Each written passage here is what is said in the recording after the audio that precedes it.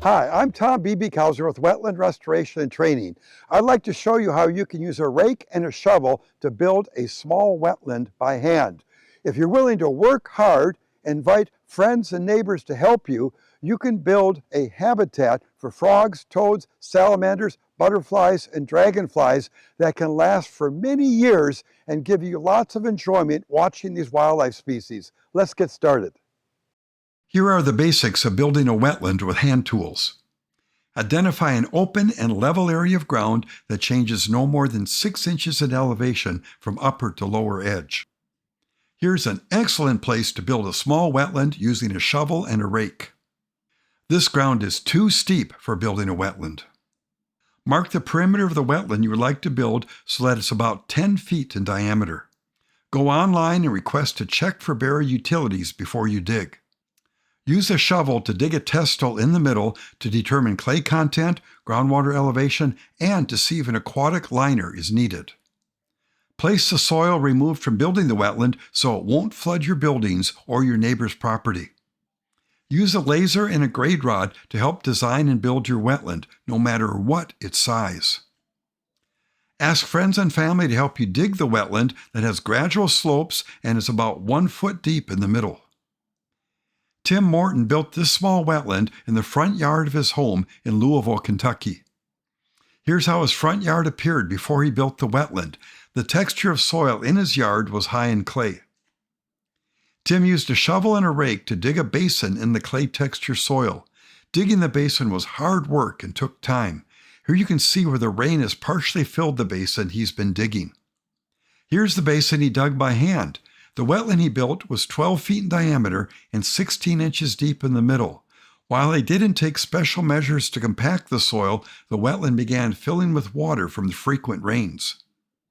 Tim used natural leaves and twigs as mulch to cover the exposed soil surrounding the new wetland to control erosion. He spread the soil that he removed elsewhere on his property.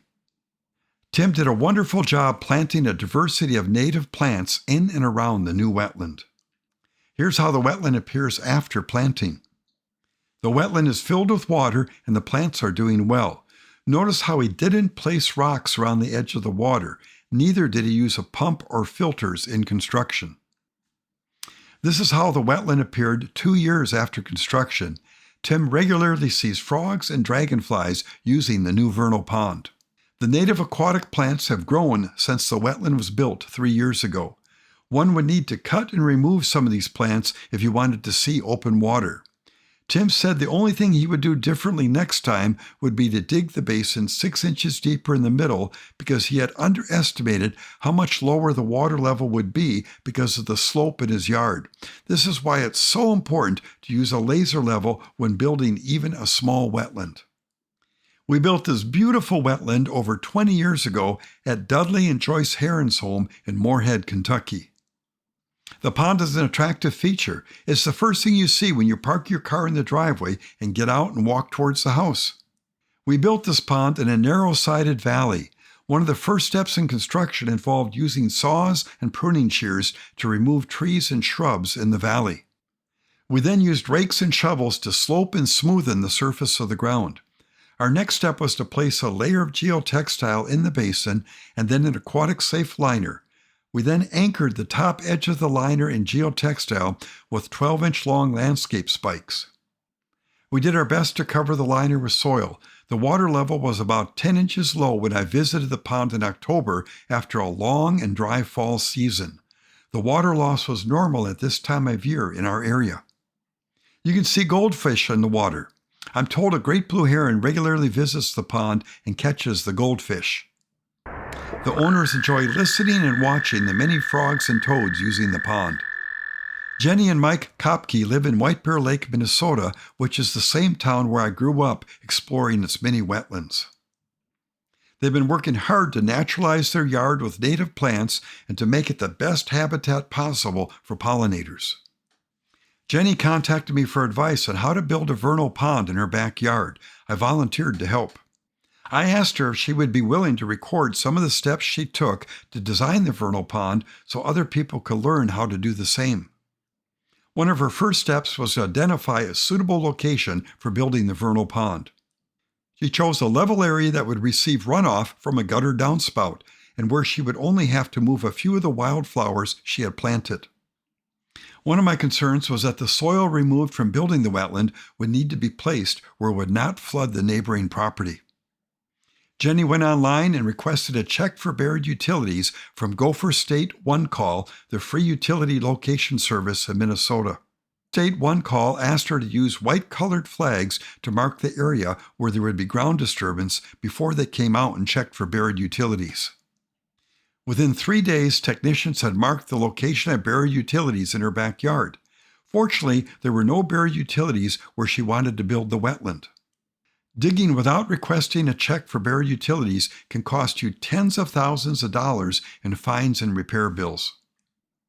She did some measuring and marked the perimeter of wetland that could be built that would be oval in shape and measured 10 by 12 foot in size.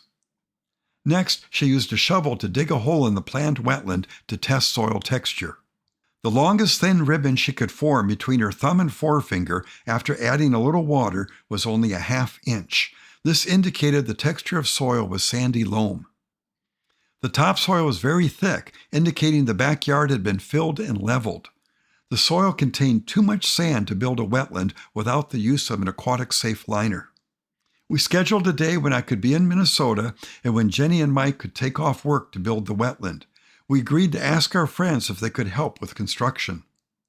Jenny went online and ordered a 45 mil Firestone pond guard liner and 12-inch long landscape spikes. She didn't order geotextile because the soil was sandy with only a few rocks that could puncture the liner. Jenny took time to transplant wildflowers to save them from being buried the day of construction. Mike helped by removing non-native plants that were growing on the construction site. Jenny cold stratified the seeds of a diversity of native vernal pool plants. She then planted them indoors under a grow light. She had good success with germination, so there would be many sprouts ready for planting after the vernal pond was finished. On the day of construction, we used wire flags to mark an oval-shaped polygon on the ground that measured 10 feet wide by 12 feet long. We used the tape measure and the wire flags to mark and place 3 stakes across the center, with offsets at 10 feet beyond the ends of the oval.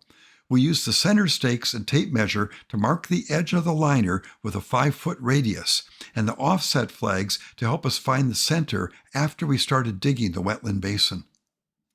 This drawing shows how we set 3 center stakes and 2 offset flags to help us lay out and measure for building the wetland. This drawing shows the readings on the tape measure when we were marking the center line for the oval-shaped wetland measuring 10 by 12 feet. Jenny uses a dual-faced grade rod with a laser receiver and transmitter to measure elevations along the perimeter of the wetland we're building. We use these equipment to identify the elevation of the low edge of the marked perimeter of the wetland that we're building. This is important because we'll install and trim the top edge of the liner to be the same elevation as the lowest edge around the oval that we've marked on the ground. Here's our crew that's ready to start digging. I recommend having at least twice as many people when building a wetland by hand. We began by digging a hole in the center of the marked wetland. We're placing the soil on a tarp so this way we won't bury plants that are growing on the surface. Jenny uses the grade rod and laser to see if we've dug the center 24 inches lower than the lowest edge of the marked perimeter of the wetland that we're building. This will give us a water depth of 18 inches and allow for 6 inches of soil to be spread over the liner in geotextile. Now that the center has been dug to the planned depth of 6 inches, we stretch the tape between the 2 offset flags and mark the 3 center stakes. One of these stakes is the exact center of the oval, and the others are placed 1 foot on either side of the center stake. The end of the tape measure is placed over the center stake and stretched to 5 feet. This is the short radius of the liner that we're installing. The grade rod is used to take an elevation reading at 5 feet from the stake to see if the ground is at the same elevation as the low edge of the marked perimeter of the wetland we're building. The elevation of the ground is too high at 5 feet from the center, so we'll need to lower and slope the outer edge until we measure the same elevation as the low edge of the marked perimeter.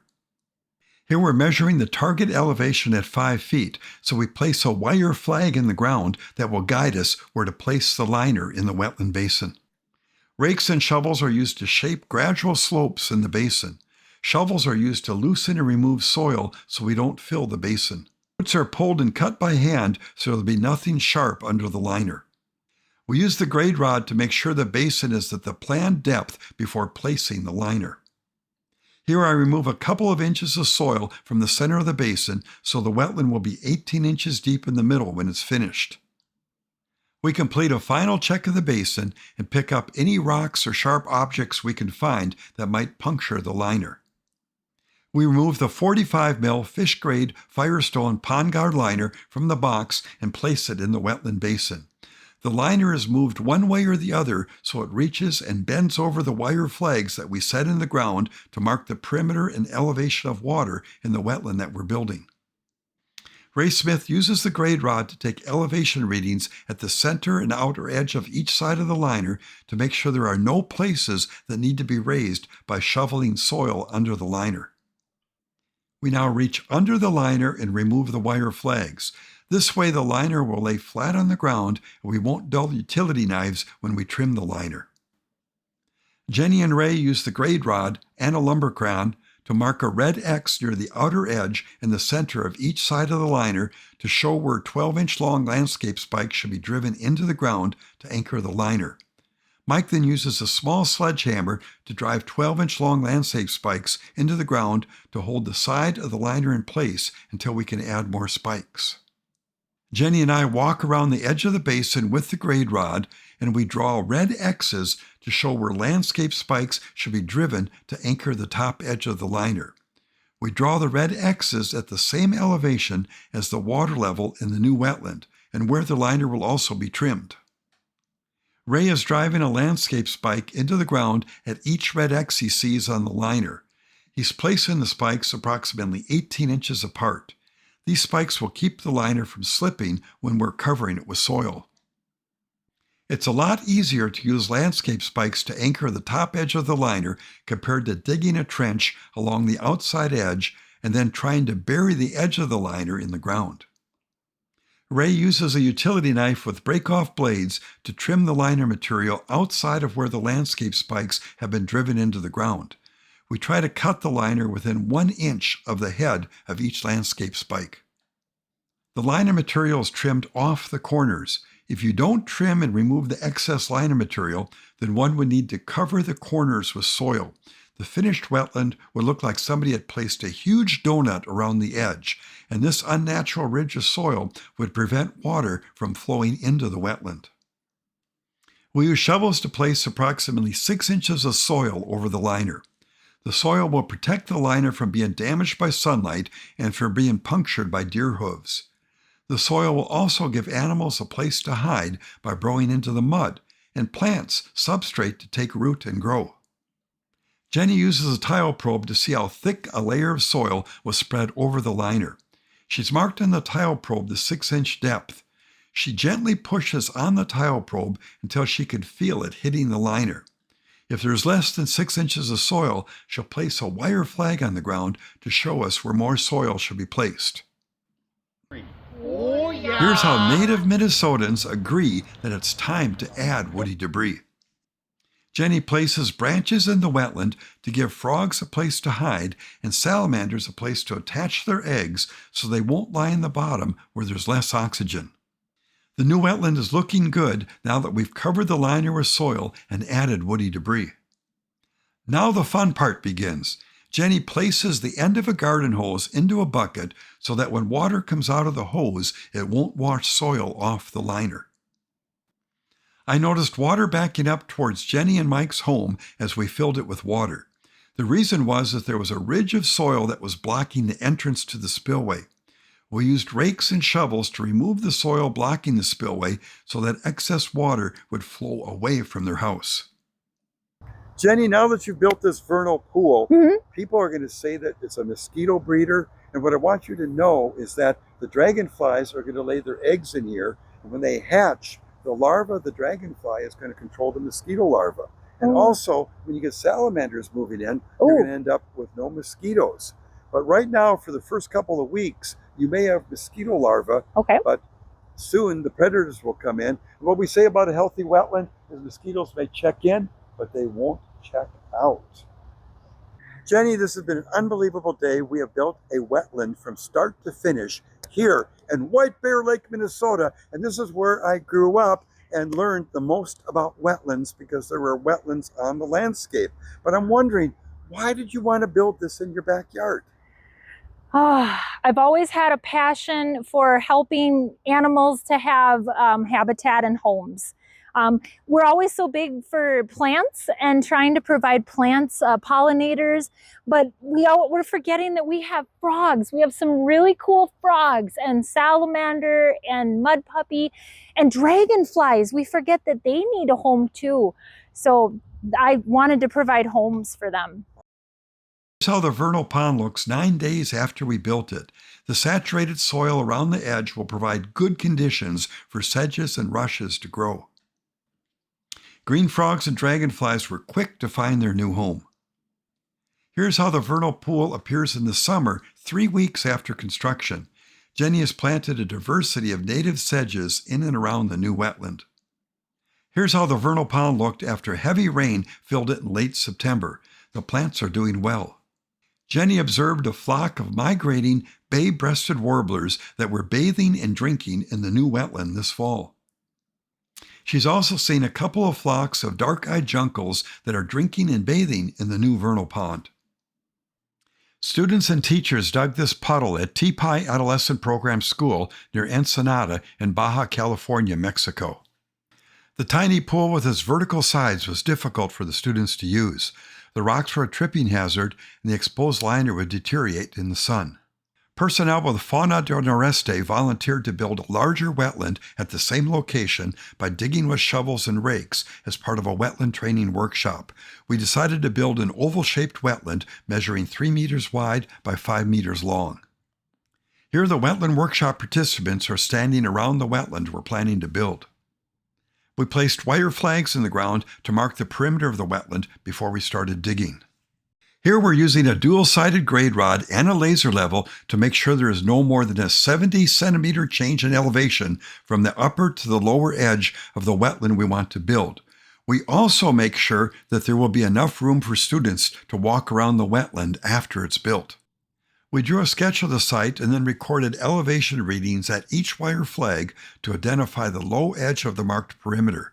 The liner will be installed and trimmed so that it's equal to the low edge of the marked perimeter of the wetland we're building. The texture of soil is low and clay, which means we'll need to use an aquatic-safe liner to build the wetland. I want you to think about putting a cereal bowl in the ground. When we put this bowl in the ground, we don't want it to be tipped. If it's tipped, it won't hold water.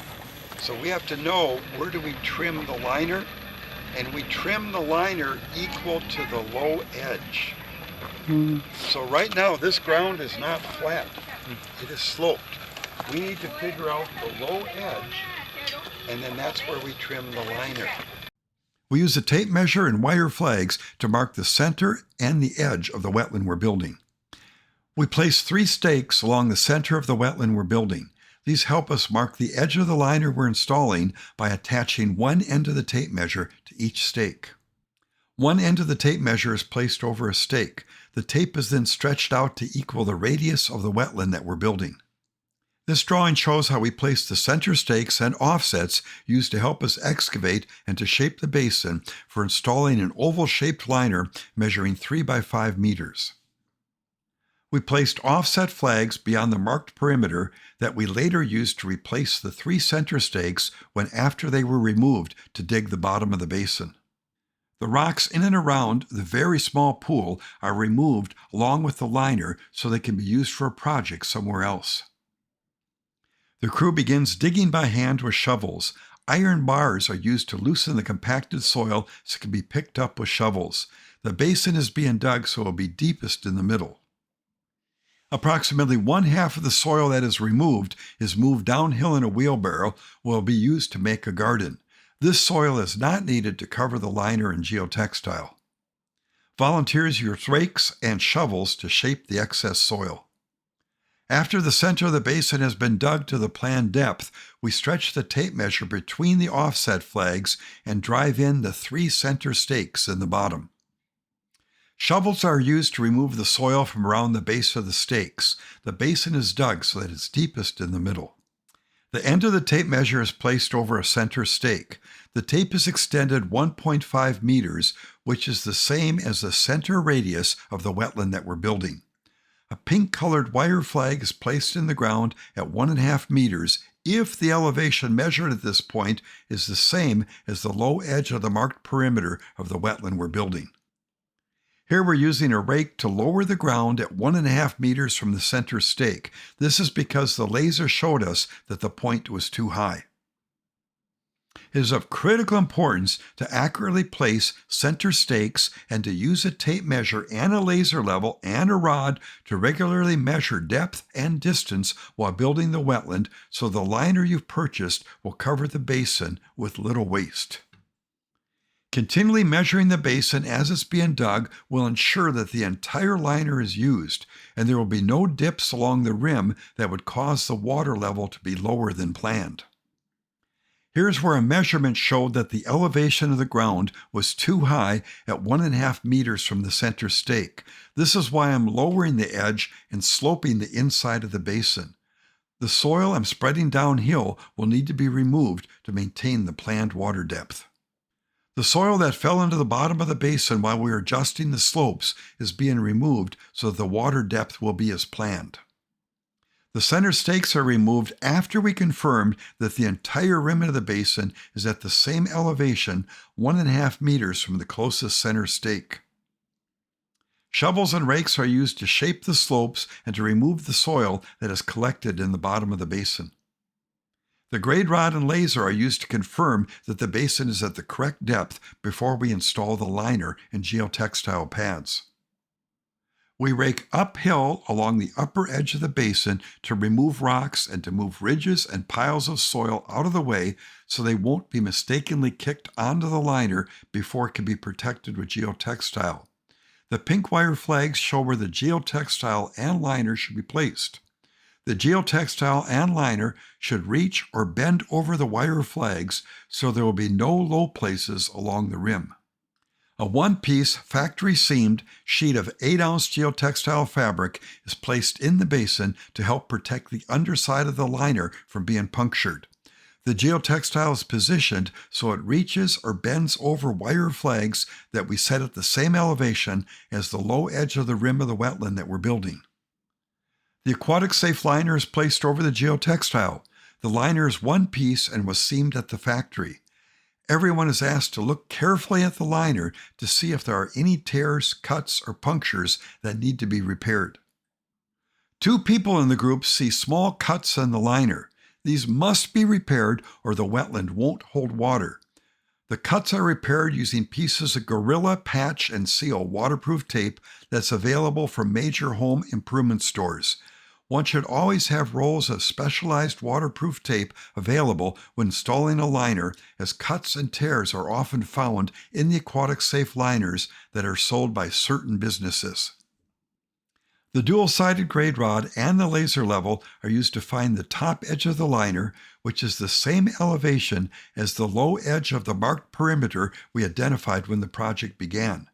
12-inch long landscape spikes are driven into the ground using a small sledgehammer, and these are placed in the center of each side of the liner to hold the liner and the geotextile in place until the liner is covered with another layer of geotextile. The wire flags are removed after the liner is tacked into position.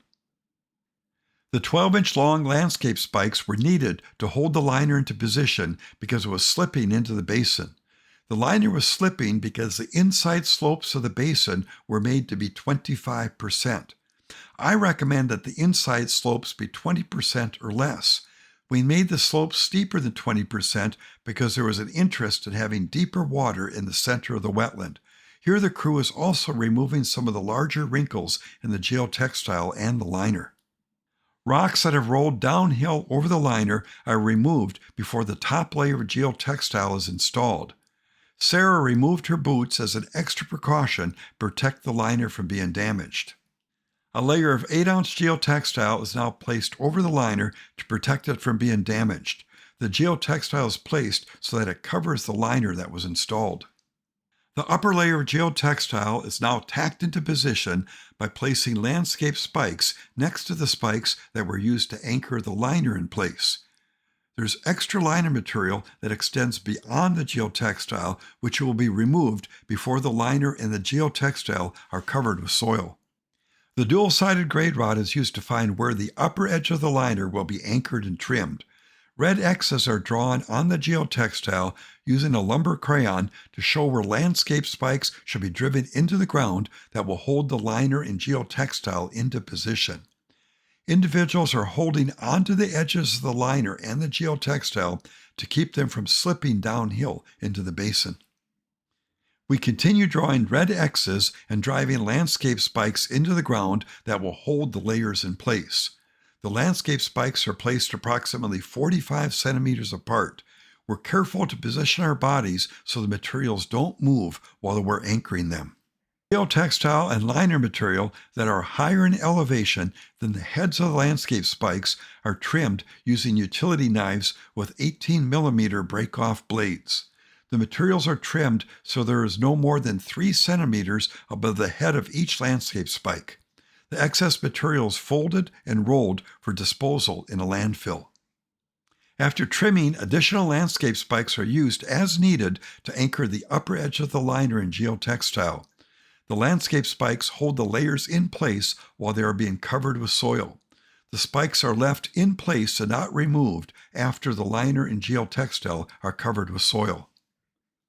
We use rakes and shovels to cover all portions of the liner and geotextile with soil. Everyone works to spread up to 15 centimeters of soil over the liner and geotextile to protect them from sunlight and to give frogs and toads a safe place to hide in the mud. Kristen is careful in using a tile probe with 15 centimeters marked on the end to measure the thickness of soil in different places. She lets everyone know where to add or to remove soil. Branches and logs are placed in the new wetland to provide birds and dragonflies with perches and turtles with basking sites. The laser level is used to help place boulders in the wetland so the top of the rocks will be above the water level. Small rock houses are built around the wetland to give toads a place to hide. The hard-working crew pauses for a photo opportunity while the wetland fills with water from a garden hose. The bucket is temporarily placed over the end of the hose so it won't wash soil off the liner. Here's the new wetland filling with water. The students will be excited to see their new habitat when they return to class. Hello, my name is Adriana. I work here at the Tipay Adolescent Program. My name is Kristen Francis. I'm the lead guide here at Tipay Adolescent Program. We started with a small pond like last year, and it got the kids so interested that we invited Jorge and Annie. And then because you were coming, Tom, they invited us to make a bigger wetland. So I think the possibilities are endless. We're excited to see what animals, what flora pops up from the ground, what animals come. The birds are already coming to check it out and want to take a dip. We're hoping we get some frogs, dragonflies. and some very excited kids. Well, wouldn't it be better just to keep them in the classroom behind the desk? Not really. Definitely No. not. We don't learn We're that way. outside 80% of the time. I'm so excited. I'm full of energy. I'm going to sit here and wait until the pond fills up and So see we are see what filling it animals. now with a hose. Huh? Well, we're going to see how much water we get from our tanks, but until the water in the tank runs out. I want to thank you for hosting us and for our class and the tremendous work. And I just wish I was an elementary student and I could go to school here. Unfortunately, the new wetland failed to hold water. The 3,000 liters of water added to the wetland soaked into the ground within a few days. The reason could be that the liner had slits in it that we did not find in repair. The liner was purchased from a local winery, not from a business that specializes in manufacturing pond liners. This was a tough lesson, showing why it's critical to purchase only the highest quality liner you can find to build a small pond, which is generally a 45 mil Firestone Pond Guard liner. Here's a vernal pond wetland Kathleen Franco Asagi built with students at Richard Garvey Intermediate School in Rosemead, California. Here's how the site looked before they built the wetland. Everyone worked hard to build the wetland on October 7, 2017. Here Kathleen is measuring the basin to prepare for the liner. They built the wetland using an aquatic-safe liner measuring 20 feet in diameter. Here's the vernal pool that filled naturally with rainfall. The vernal pool is not supplied with irrigation water. Here's the vernal pool in the summer when it's dry. The vernal pool is looking good with its being surrounded by a diversity of native plants. The vernal pool is being used by fairy shrimp. It's uncommon to find fairy shrimp in California because so many of the natural vernal ponds have been drained and filled. In the summer of 2001, I worked with Eagle Scout candidate Todd Watts and Troop 58 in Moorhead, Kentucky to build 2 small vernal pond wetlands at the U.S. Forest Service Visitor Center near Cave Run Lake. The Scouts worked hard to dig by hand 2 oval-shaped basins measuring 8 by 12 feet, and they built these in canopy gaps between the large oak trees. There was a lot of bending over to pick up rocks and to cut roots so they wouldn't damage the aquatic-safe liners we placed in the ground. The Scouts used shovels to cover the liners with about 6 inches of soil. They seeded with wheat, placed logs and branches, and mulched using straw. Everyone was tired by the end of the day. That fall, the vernal ponds filled naturally with rainwater. People walking the trail around the visitor center could wait in an observation blind and watch birds and frogs using the vernal ponds. The vernal ponds look like natural wetlands. The Forest Service placed an interpretive sign next to the vernal ponds. In a few years, a diversity of aquatic plants were growing around the vernal ponds. Moss was growing on the logs that the Scouts had placed in the wetlands. Spotted salamanders laid their eggs in the water early in the spring. The spotted salamander eggs were of great interest to visitors walking the trail. You're looking at the same vernal ponds 24 years after they were built. The one built next to the trail was dry and had filled with leaves. The wetland that was built in front of the observation blind contained a little bit of water. It also had filled with leaves, and the liner was clearly visible along the edge. I used a firefighting rake to remove leaves and detritus from the vernal ponds so they would contain water that amphibians could use for breeding. I had to be careful not to puncture the liners because we had not protected them with geotextile. Here's how the wetland next to the trail appeared after I removed most of the leaves and soil that accumulated in the bottom. Once I was done, I spread a thin layer of leaves and placed a few branches in the basin to provide habitat and to make it look natural. And here's how the vernal pond that had been built in front of the observation blind appeared after I removed the leaves and soil in the basin. This is how the same wetland appeared a few days later. I found that small wetlands you build by hand often require maintenance. One should use a rake to remove leaves if you see that they're filling the wetland. Be willing to remove non-native plants and to thin native plants if it looks like they're taking over and crowding out the water amphibians need for breeding. This wetland was built by hand in 2001 at the Ramsey Canyon Preserve, managed by the Nature Conservancy near Hereford, Arizona. The wetland is supplied with water from a pump, and the pump is located in the adjacent pump house. I'm not a big fan of building large islands in the center of a small pond because they look artificial. You can't help but notice the donut-shaped rim around the pond. The black color appears to be tar that's covering the rim and the liner, and the gray color is concrete that's covering the liner. The liner material is exposed at the water's edge. The liner is cracked and torn where it's been exposed to the sun. Water being pumped into the pond is leaking into the ground by passing through the cracks and tears in the liner. It's of critical importance to protect the liner from sunlight by covering it with at least 6 inches of soil. Another reason for covering the liner with soil is that the larval frogs and toads emerging from the water will fry on the hot black surface of the exposed liner. I encourage you to build wetlands that look and function like natural wetlands. Please avoid building wetlands like this one that looks like an ugly wading pool. Here's a wetland that someone else built at the Visitor Center for the Eastern Shore of Virginia National Wildlife Refuge. I was amazed at the amount of rock they used for construction. The rectangle shape makes it look like a backyard wading pool. The rock appears unnatural and is out of place with the surrounding environment. If you've been to the Eastern Shore of Virginia, you'll see that the landscape is dominated by sand, not rock. I would think a landscape architect would frown at using rock to build a pond at a national wildlife refuge with sandy shorelines. Looking closely, you'll see a liner was used to hold water in the wetland, which is okay. What doesn't make sense is that they covered the liner with rock and not sand. I was concerned to see there was no animal life in the wetland when I visited the site. There should have been dragonfly and damselfly larvae and possibly frog larvae. I'm wondering if the liner they used to build the wetland was not fish grade and aquatic safe. Hand-dug ponds can last for many years. This vernal pond formed following the hand-digging of iron ore in the 1860s on the Danube National Forest in Kentucky. This is one of 7 wetlands that formed in gold mines dug by hand 175 years ago at the Big Gun site in Michigan Bluff, California. The wetlands are located near the top of a mountain, yet are supplied primarily with groundwater.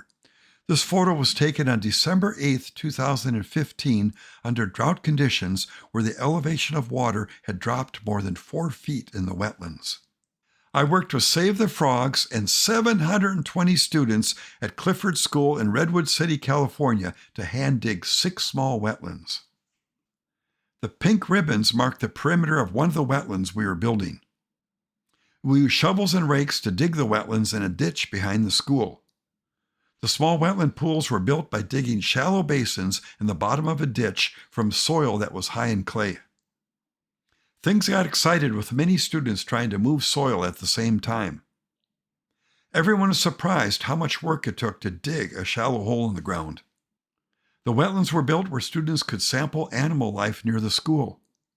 The students seeded wheat on the exposed soil surrounding the wetlands and spread wheat straw for mulch to control erosion. Here you can see where the students spread straw for mulch around one of the new wetlands. When building wetlands with students, it's important to show them how to use a shovel and a rake. I recommend asking students in advance to wear shoes that can get dirty and to wear work gloves. It's such a good experience for students to see that they can help the environment with their own 2 hands. I recommend bringing in a new class each period to give those who are digging a break. The small wetlands they built look good. Pacific tree frogs are using the new wetlands. Please remember to enjoy the process of designing and building a wetland by hand. And remember, you don't have to build the wetland in one day. You can feel good knowing that you're helping the environment and providing habitat for such a diversity of plants and animals. Well, if you like this video, please let me know and subscribe so you don't miss any future episodes. Thank you.